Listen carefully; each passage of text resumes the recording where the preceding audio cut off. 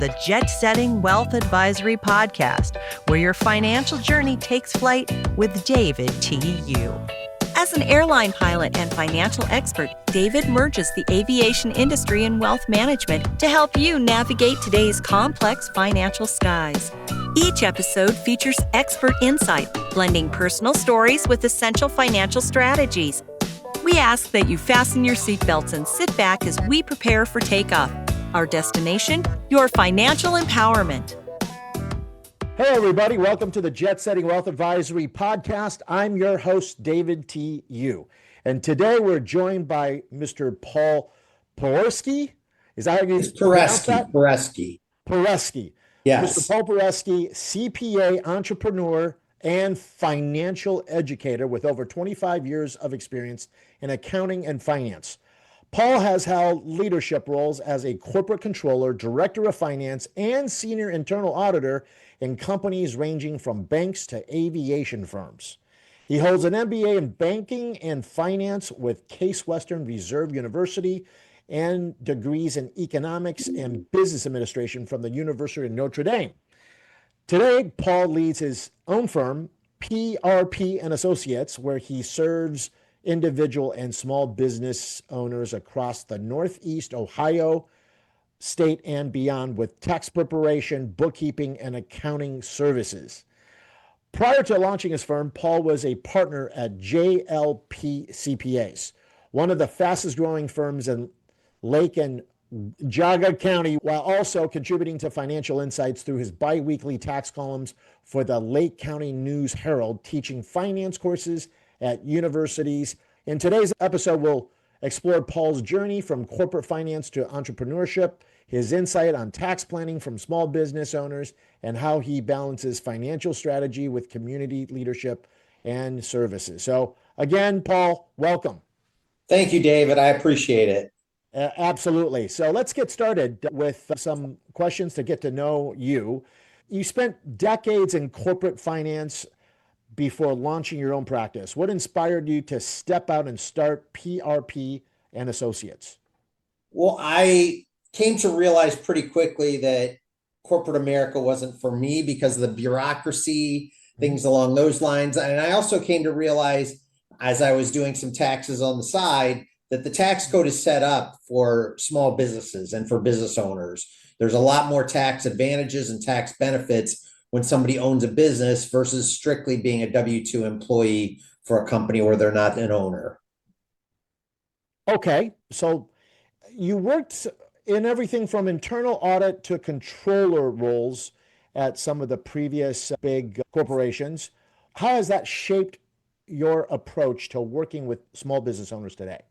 Well, I consider myself a business person with an expertise in accounting versus strictly a number crunching accountant. So I feel like I can provide guidance and give advice in areas ranging from IT to legal to HR. I've been in the various fields, done the various things. I own my own company, so I see what that's like as well. So it's not just here's the in basket of your tax return documents and here's the out basket of your tax return completed. It's far, far more than that services that we provide at our firm. Okay. So PRP and Associates has a client-first mission. How do you start client relationships differently from most traditional accounting firms? Well, I think the first thing is being responsive. Our key tenets for our firm are being relatable, reliable, and responsive. Whether you're a 19-year-old who's dabbling in their first business or a seasoned business executive, we can connect with you, and we respond to emails and voicemails. I'm picking up clients every day because they work with bigger firms, but it takes 3 weeks to hear back from their person. And even then, they are not getting a straight answer. So by being relatable, reliable, and responsive, we stand out above many of our peer group just in that alone. Yes, just being able to get back and communicate to them, which seems like in this day and age, people forget that. I mean, everybody wants to go to automation and use AI and use technology, but it's ultimately about the relationships and getting back to people and showing you care. Somebody once taught me that nobody cares how much you know until they know how much you care. And we really try to practice that and drill that into our employees when we onboard them. I mean, we're not perfect, we're humans, but we definitely try to get back to people and follow up with our questions that our clients have, because if they could do it themselves, they wouldn't be hiring us in the first place. Absolutely. Absolutely. So you've helped individuals and businesses prepare hundreds of tax returns annually. Thousands, yes.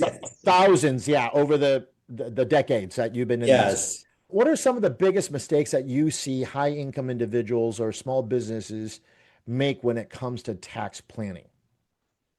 Well, first off, nobody plans to fail, but a lot of people fail to plan. Plan. And we can do a lot in advance. If a client meets with us and says, I'm thinking about doing this, what are the best ways to structure it? Or what are your thoughts and how would you do it? Versus the client who comes to me in May, or April after the year end and says, this is what I did last year. It's very difficult for me to provide guidance and advice. Then it's more damage control and try to mitigate whatever mistakes they may have made along the way. That's one thing. The other thing I see is a lot of people are penny wise and dollar foolish. I used to paint my own house. I used to change my own oil. I came to realize my time was worth something, and that the expertise of getting it done right and getting it done right the first time is money well spent. I have clients who come to me that self-prepare their returns, and they're leaving hundreds, if not thousands, and even some cases tens of thousands of dollars on the table each year. There's nothing technically wrong with some of their returns, but they're not taking advantage of some of the items that are available for them to take advantage of. Okay, so let's talk about that. Can you give one or two examples that you see where people are leaving money on the table and not maximizing the efficiencies of our IRC tax codes, and how you can help facilitate and bring value to them? Definitely. One of the first is if they own their own business is entity structure. So many people set up and begin their business as a single member LLC. And the default taxation structure for a single member LLC is to be taxed as a Schedule C, which is on your individual return. However, once a business reaches certain points in either profitability or hiring outside employees, it's often tax advantageous to elect to be taxed as an S corporation. The S corporation is a great way, because then what you do is you break what you're getting compensated for into two buckets. One is for the work you do, and the second bucket is for the fact that you own the business. So that's a very common one that I often see people leaving thousands, if not tens of thousands of dollars on the table. Another one for maybe a retiree that I often see is they still make charitable contributions, which is great, but they make them directly out of their personal funds rather than as part of their RMDs, the required minimum distributions out of their IRAs, which would then allow them to take what's called a QCD, a qualified charitable distribution, which saves them money at the federal level. And then also, if they are subject to state income taxes, it definitely saves them money at the state level as well. So those are just two of many examples I could provide. Yes. I love it. I certainly see that from time to time, not as much as you, but certainly I do see the advantages of that. So let's talk about your work with biotech startups and the R&D credit. This is certainly very fascinating. It's a new federal statute that came out, I think, back in 2017, the Jobs Act. Can you explain to us? Yeah, so the R&D tax credit with the new budget bill has been enhanced and improved dramatically. So what it is if a business is doing research and development for themselves, it doesn't have to be unique to the world, just unique to themselves. It could be processes, could be computer technology, could be developing something new. There's what's called a tax credit. And I want to make sure everybody understands there's a significant difference between a tax credit and a tax deduction.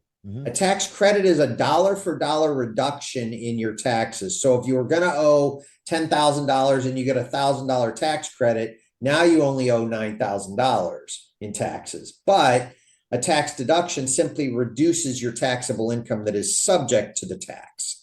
A tax credit, the R&D tax credit, is a very lucrative way for businesses that do any kind of research and development. It doesn't, like I said, it doesn't have to be unique to the world. It could just be unique to that company. So, I mean, you mentioned biotech startups, and yes, obviously they are doing a lot of R&D work, but it could be as simple as somebody that's an architecture firm, somebody, there's lots of different things, a manufacturer. Even right now, we're working with somebody that is a catering company, and they're developing new recipes and new formulations for their business. So all of those would potentially be eligible. The key thing is becoming familiar with it and then tracking the expenses that you spend, the money that you spend on those separately, and the time that your employees spend separately from the regular operating expenses of the organization.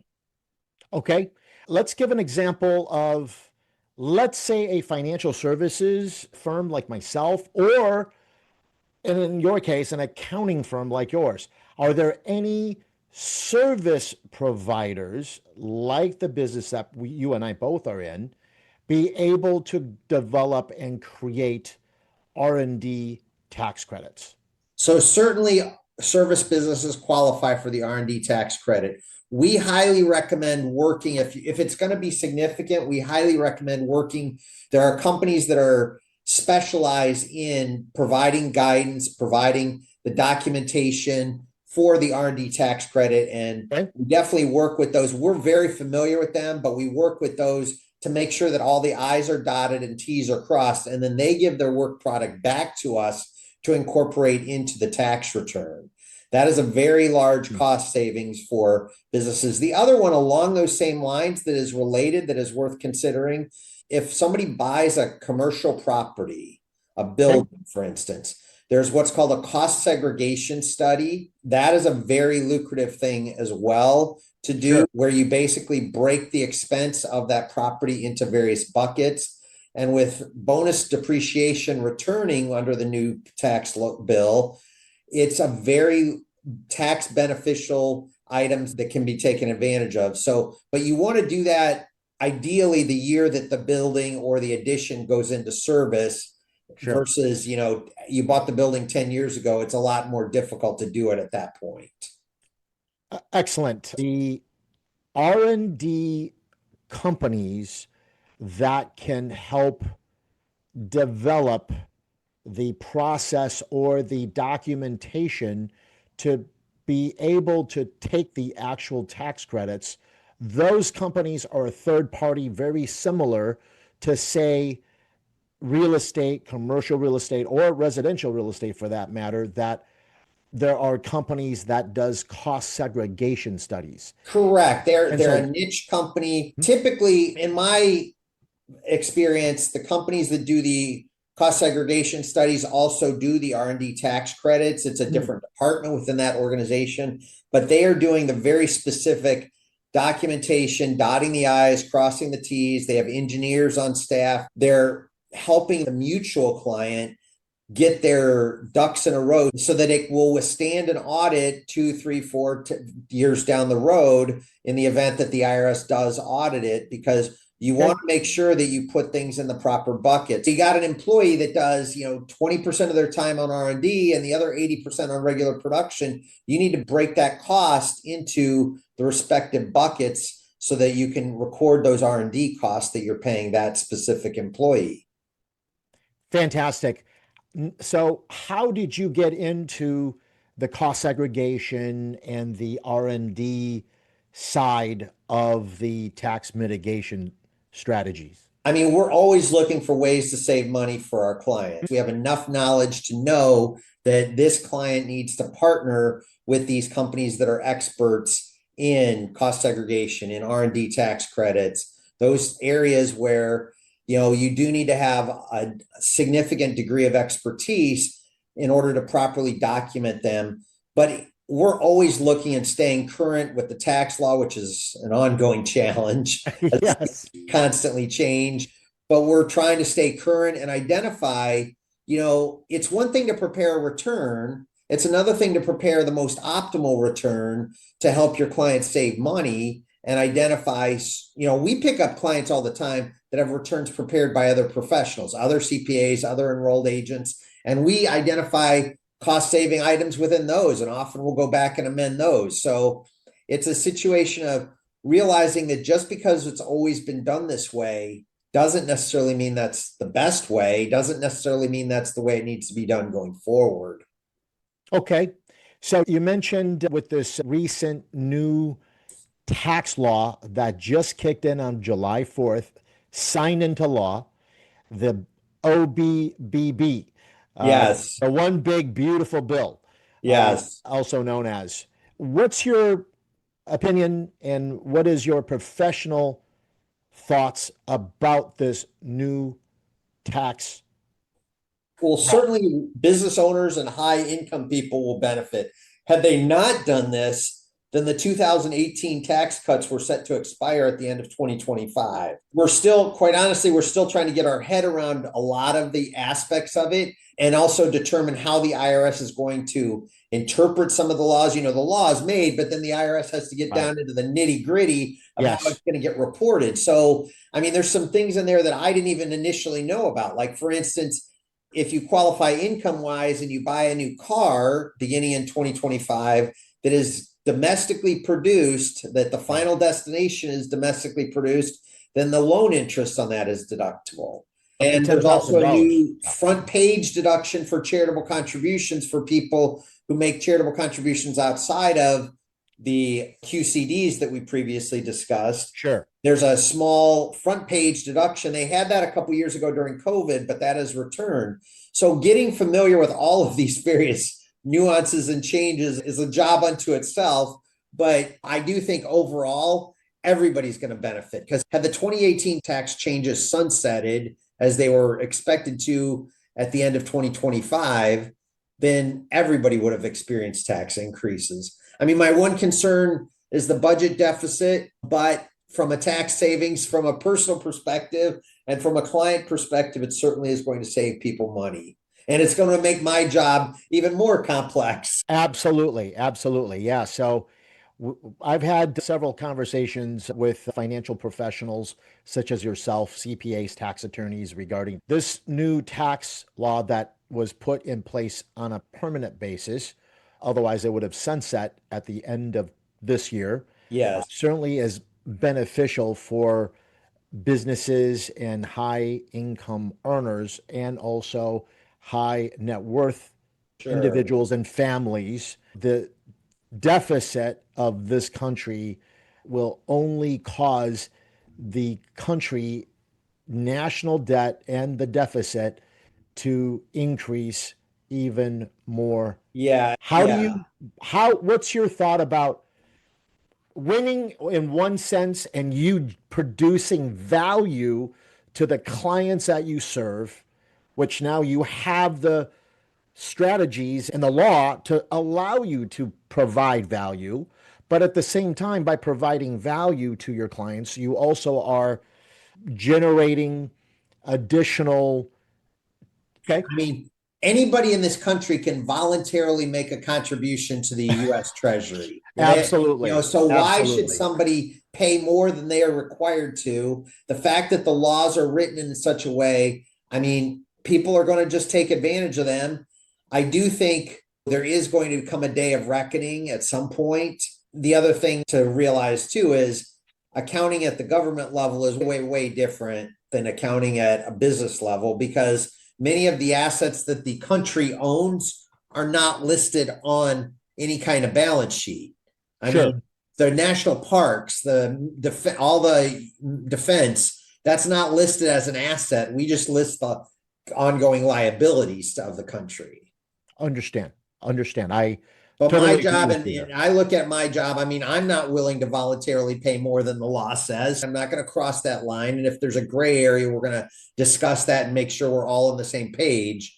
Okay. But, it's a situation where we don't make the laws. We just have to follow them.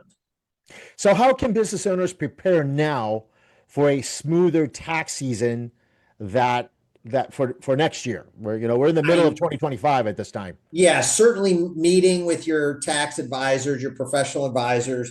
We try to meet with our clients 2 to 3 times a year just to see how their year is going, just to make sure there's no surprises. I mean, nobody wants a surprise come April 15th, and all of a sudden I tell you, oh, tens of thousands of dollars. So we are trying to head that off, trying to talk about things like bonus depreciation coming back so that, not only is Section 179 there, but bonus depreciation. So you can, if you're thinking about buying some equipment, buy it by the end of the year. Talking about retirement plan administrations, from cash balance plans to more common 401ks and with profit sharings. But, doing things to help our clients so that they're not surprised come April 15th, or, when we deliver their tax returns to them. So really it's about planning. It's about, taking advantage of the tax changes, so if they were thinking about buying some equipment, those types of things. So it's really all in meeting with clients and communication and planning. Yeah. So let's talk about communication and how you communicate with your clients. We talked a little bit about this at the beginning of the show. How do you go about initiating a conversation? Do you We certainly have a newsletter we send out to our clients, and we also send out periodic emails to clients reminding you that it might be time to meet. Certain clients we actually pick up, we're old fashioned and pick this up and make a phone call. I think all of us live in a world right now where it's death by email overload. We get so many emails that we are just ignoring everything. So that's why picking up a phone call is pretty effective. I'm not a big texter in business. I'm not a fan of texting in the business world. I think texting has a place, but in the business world, it doesn't leave a significant audit trail and searchability. But I mean, it's about reaching out, but ultimately I can only be as good. We as professionals, I can only be as good as our clients allow us to be. So if the client is thinking about making changes or has some questions or has some activity going on, they need to let us know, because we have hundreds, if not thousands, of other clients we're working with. And if they stay radio silent for the year when we're reaching out and, suggesting that they meet, we can't do a whole lot at that point. Okay. So let's talk. We all talk about tax compliance, but not enough about tax communication. We just kind of talked a little bit about this, reaching for the phone, reaching out and initiating the conversation. How do you help your clients actually understand their numbers and to make smarter choices? Well, that's where, especially with the business clients and the higher net worth, higher income clients, we try to meet with them, try to walk through their return, try to show them the changes from the prior year versus the current year, try to identify savings initiatives or strategies that can be employed. There are a lot more strategies though, that if you own a business and have that opportunity versus a W-2 employee at an organization, it's, you don't have the flexibility to say, okay, well, let's put in a cash balance plan, or let's go buy some equipment for the business and put it in service by the end of the year to reduce the taxable income by the end of the year. When you're a W-2 employee, there will be a few more opportunities this next year with the state and local tax, the SALT limit raised substantially. But for the most part, the majority of our clients up till now have not been itemizing, because here in Ohio, we don't have a lot of high mortgages and high mortgage interest and real estate taxes. So unless those are large, you're not getting over the threshold to itemize. So from a tax planning perspective, though, it's looking at things, encouraging clients to maximize their 401k if they are a W-2 employee. Why are you aware that there's a catch-up provision once you're over 50 years old? Making sure they're aware of those types of things. Okay. All right. So you're a writer, a professor, an active scout leader. Yes. Yes. What do these roles outside of your CPA office teach you about leadership and communication? Well, that's a great question. They teach me a lot. They teach me that we all put our pants on one leg at a time. They teach me that everybody at their core has their challenges, and they're their challenges for them, and they're the biggest thing in the world. They teach me that, we all are in this thing together. And they teach me that it doesn't matter whether you're, the 14-year-old boy who's in scouts or the, 70-year-old person on, that we're supporting through the Lake County Council on Aging. We all have our own challenges we're dealing with. And, it's our perspective that we're coming from.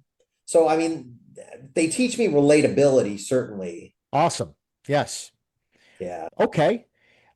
Let's talk about going back to small business owners, because you mentioned small business owners have a lot more flexibility in terms of their tax structure and their ability to be able to mix their Certainly. balance sheets versus a high income W-2 earner. Correct. For small business owners that are listening and watching this show that is overwhelmed, and I can I can actually count several people that are in this arena that are overwhelmed by bookkeeping and taxes and tax efficiency and all of this. What's the first step that they should take to regain control? Well, the first thing I tell people is nobody goes into business. I don't care what business you are, but nobody goes into business looking forward to doing accounting, bookkeeping, tax compliance, the stuff that our firm takes off their plate. So it's just like most people don't change their own hot water tank at home or even put in a new faucet. Mm-hmm. Yes, they can technically probably do it, but is it the best use of their time?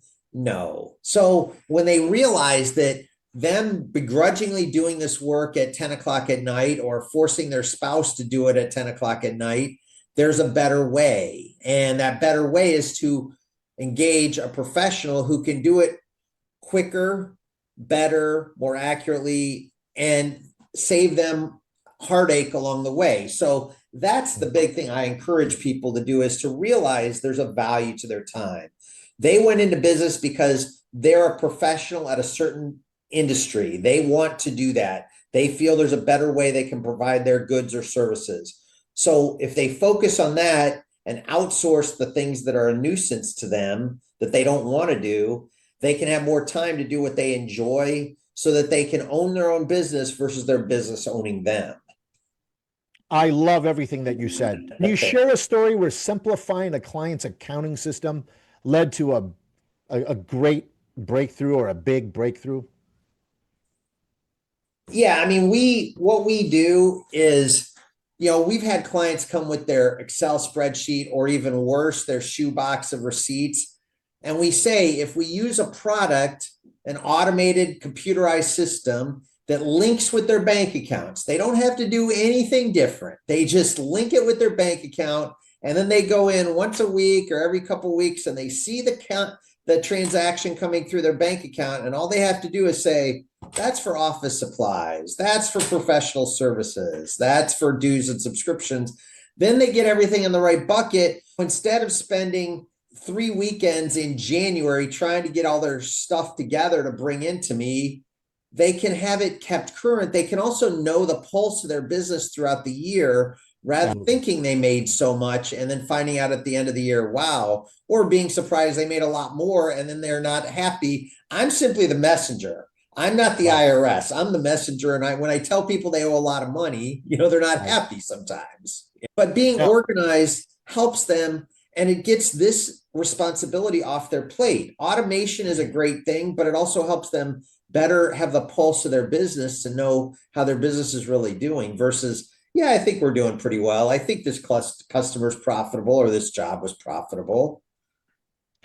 So what's the difference between a good accountant and a good strategic financial partner?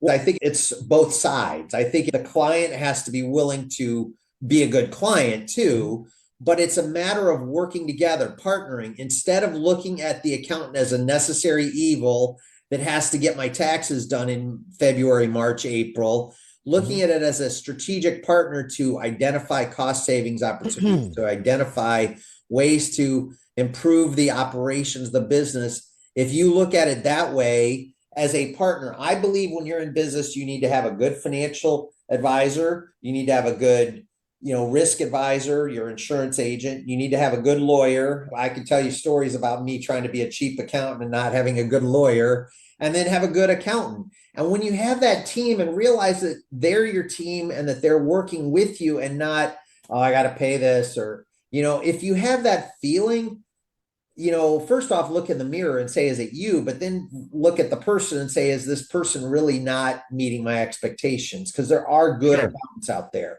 There are good wealth managers. There are good risk advisors. They're good attorneys even out there. So, Yeah, good attorneys, yeah. necessary evil, as some Yes, but people I would will say. say, as somebody who went cheap with an attorney and Mhm. cost me $500,000, I Oh, am not going to be cheap anymore with attorneys. So, understand. yes. So with that, any final comments or advice to the people that you enjoy working with? What I would say is really strive to own your own business versus your business owning you. Another thing I would say is if nothing changes, nothing changes. One of the good things in my profession is my clients are very loyal to me, which is great. One of the bad things in my profession is my competitors' clients are loyal to them, even if they're not extremely happy. Nobody wants to change accountants, just like nobody wants to Sure. change wealth managers. It's a pain in Right. the butt. Nobody wants to Right. make those changes. But sometimes you make those changes and you go through that pain to experience what's on the other side, which is better service, better relatability, better responsiveness. So I would encourage people, if you're not getting what you think you deserve, if you're not getting a partner in your business, then to really explore what's out there. Fantastic comments. For people that are listening to this and want to get a hold of you, do you have a website? Yes, it's PRPASSOC.com. Perfect. And for those viewers, you'll be able to see this at the bottom of your screen. And specifically, Paul, if someone wants to get a hold of you, do you have an email address that you're happy to share with? Certainly, it's Paul, Paul, at PRPASSOC.com.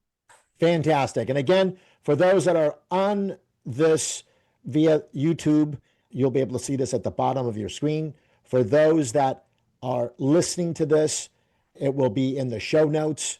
Thank you for tuning into this episode of the Jet Setting Wealth Advisory Podcast.